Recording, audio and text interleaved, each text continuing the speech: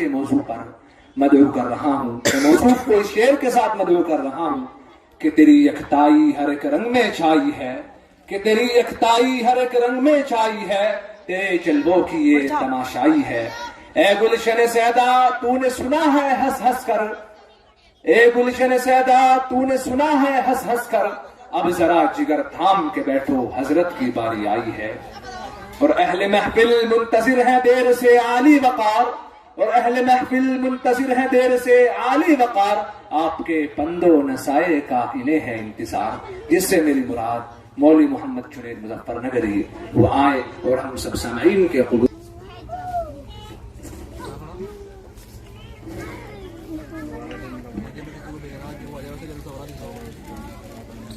بلو۔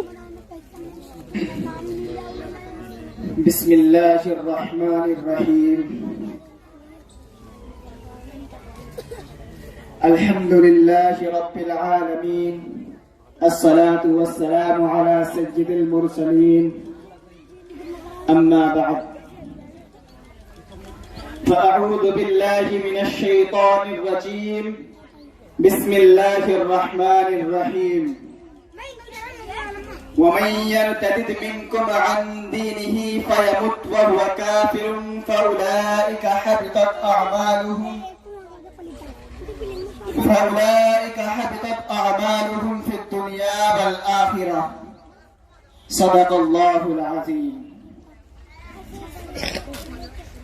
محترم سامعین کرام و معزز مہمانان عظام و پس پردہ نشین خواتین حضرات اور میری مائیں اور بہنیں اور مدرسہ الیاسیہ دعوت الایمان کے نوشگفتہ پھولوں، آج کے اس پررونق اجلاس اور باوقار مجلس میں جس موضوع کے تذکرے کی سعادت حاصل کر رہا ہوں وہ فتنہ ارتداد کی طرف بڑھتے قدم اور ان کا تدارک ہے۔ محترم سامعین، آج کے اس پرفتن دور اور ناسازگار حالات میں عالم اسلام کے سامنے نوع بنوع اور قسم قسم کے فتنوں کا چیلنج ہے، لیکن ان تمام فتنوں میں سب سے خطرناک اور سب سے بڑا چیلنج ارتداد کا فتنہ ہے۔ ہر کس و ناکس بخوبی اس بات سے واقف ہے کہ اس وقت پورے عالم اسلام میں ارتداد کی ایک لہر اور الحاد و دہریت کا ایک سیلاب امڈ آیا ہے۔ ہر آن و ارشان اس ارتدادی فتنے کی خبر سوشل میڈیا پر گردش کرتی نظر آتی ہے۔ ہر دن اسلام کی عزت مآب بیٹیاں زعفرانی بریگیڈ کا شکار ہو رہی ہے۔ فرقہ پرست تنظیمیں اور باطل طاقتیں منظم طریقے پر طرح طرح کے وسائل و ذرائع اختیار کر کے ملت اسلامیہ پر حملہ آور ہے اور اپنے عقائد باطلہ اور خیالات فاسدہ کے ذریعے بھولے بھالے مسلمانوں اور ملت کے نوجوانوں اور اقبال کے شاہینوں کے پر کاٹ کر ان کو گمراہی و نادینی کی طرف دھکیل رہے ہیں، ان کے عقائد کو مجروح اور ان کی حمیت ایمانی کو سرد اور ان کی عزت ملی کو ختم کرنے کی کوشش کر رہے ہیں۔ سچ پوچھو تو ہم لوگ نگاہوں میں ہیں ان کی، سچ پوچھو تو ہم لوگ نگاہوں میں ہیں ان کی، جو ہاتھوں میں ہتھیار لیے گھوم رہے ہیں۔ محترم سامعین، میں آپ کو بتاتا چلوں کہ علامہ انور شاہ کشمیری رحمت اللہ علیہ نے ایک صدی قبل جس خدشے کا اظہار کیا تھا، آج وہ حقیقت کا روپ اپنا کر مسلم معاشرے کو ڈس رہا ہے۔ لڑکیوں میں بڑھتے ہوئے فتنہ ارتداد نے مسلم معاشرے کی جڑوں کو ہلا کر رکھ دیا۔ جس تیزی کے ساتھ یہ فتنہ مسلم بچے اور بچیوں میں پھیل رہا ہے، یہ مقام فکر و تدبر ہے۔ یہ فتنہ ایک ایسا زہریلا فتنہ ہے جو نہ صرف مسلم معاشرے کو ذلت و نکبت کی جانب دھکیل رہا ہے، بلکہ اس کی وجہ سے آنے والی نسل بھی مذہب اسلام سے دور اور بیزار ہو سکتی ہے، بلکہ ہو رہی ہے۔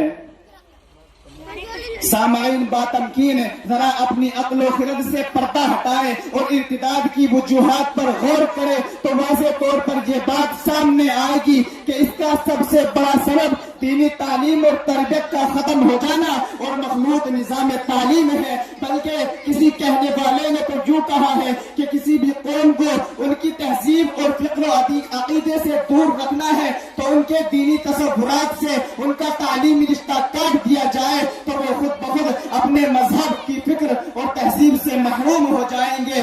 آج مسلمانوں کے ساتھ کچھ ایسا ہی ہو رہا ہے۔ ہم سر کی آنکھوں سے دیکھ سکتے ہیں کہ اسکول میں تعلیم پانے والا بچہ اللہ کو نہیں جانتا ہے، اللہ کے رسول کو نہیں پہچانتا ہے، قرآن کیا ہے اسے معلوم نہیں ہے، نماز کیا ہے اسے معلوم نہیں ہے، اسلامی شعار کیا ہے اسے معلوم نہیں ہے، روزہ کیا ہے اسے معلوم نہیں ہے، اسلامی تعلیمات کیا ہے اسے معلوم نہیں ہے، زکوٰۃ کیا ہے اسے معلوم نہیں ہے۔ افسوس سب افسوس، آج وہ ان سب چیزوں سے کوسوں دور ہے۔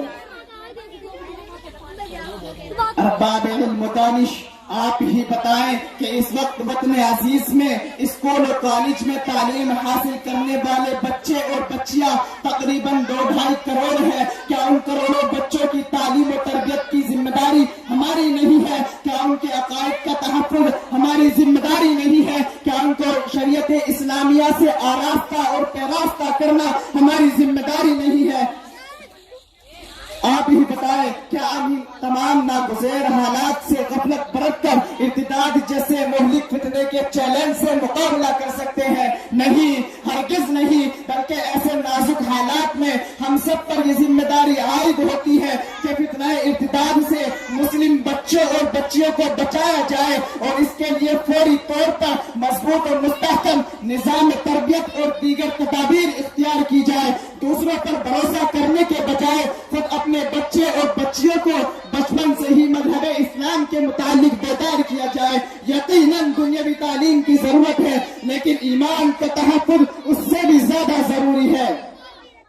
اسی لیے ان دنیاوی تعلیم کے لیے ان اداروں اور ان طریقوں کو استعمال کیا جائے جہاں ان کے ایمان و عقائد کا تحفظ بھی قائم و دائم رہے، اور اس کے ساتھ ساتھ قریہ قریہ، بستی بستی، گلی گلی، گھر گھر مستقل طور پر اپنی زندگی کا مقصد بنا کر اس فتنے کی نزاکت اور حساسیت کو سمجھتے ہوئے اس میدان میں ذہنی طور پر کام کیا جائے۔ میں انہیں چند ہی باتوں پر اپنی تقریر ختم کرتا ہوں اس شعر کے ساتھ۔ دل بدل سکتے ہیں، جذبات بدل سکتے ہیں، دل بدل سکتے ہیں، جذبات بدل سکتے ہیں، ملک کے فکر و خیالات بدل سکتے ہیں، دور موجودگی کے دن رات بدل سکتے ہیں، تم بدل جاؤ مسلمانوں تو حالات بدل سکتے ہیں۔ اللہ تبارک و تعالیٰ سے دعا ہے کہ اللہ تعالیٰ ہمارے ایمان و عقائد کو درست فرمائے اور تمام باطل فتنوں سے ہم سب کی حفاظت فرمائے۔ آمین وآخر دعوانا الحمدللہ رب العالمین۔ میں جہاں مٹی کے گھڑے رہتے ہیں، ان کے گھروں میں جہاں مٹی کے گھڑے رہتے ہیں، قدم چھوٹے ہیں مگر لوگ بڑے رہتے ہیں۔ اور جاؤ جا کر کسی درویش کی عظمت کو دیکھو، اور جاؤ جا کر کسی درویش کی عظمت کو دیکھو، تاج پہنے ہوئے جو پیروں میں پڑے رہتے ہیں۔ اور یہ الگ بات ہے کہ ہم خاموش کھڑے رہتے ہیں، اور یہ الگ بات ہے کہ ہم خاموش کھڑے رہتے ہیں، مگر جو لوگ بڑے ہیں وہ بڑے ہی رہتے ہیں۔ ماشاءاللہ حضرت والا بڑے ہی اچھے انداز میں ارتداد کے موضوع پر گفتگو کر رہے تھے۔ آج فرقہ پرست تنظیموں کی طرف سے باقاعدہ پلاننگ کے ذریعے مسلم بچوں، خصوصاً ایسی مسلم بچیوں کو ٹارگیٹ بنایا جا رہا ہے جو کالج اور یونیورسٹیوں میں تعلیم حاصل کرتی ہیں یا سوشل میڈیا ایپ کا استعمال کرتی ہیں۔ ہمیں اس وقت بڑی احتیاط کی ضرورت ہے، اور خصوصاً غیر مسلم لڑکے اور لڑکیوں کی دوستی سے بچنے کی بے حد ضرورت ہے۔ کہیں ایسا نہ ہو کہ ہم غیروں کے دھوکے میں آ کر ایمان جیسی عظیم دولت سے ہاتھ دھو بیٹھیں۔ اللہ تعالیٰ تمام مسلم بچوں اور بچیوں کی اس فتنے سے حفاظت فرمائے۔ اب میں اسی موضوع پر نظم پیش کرنے کے لیے مدرسہ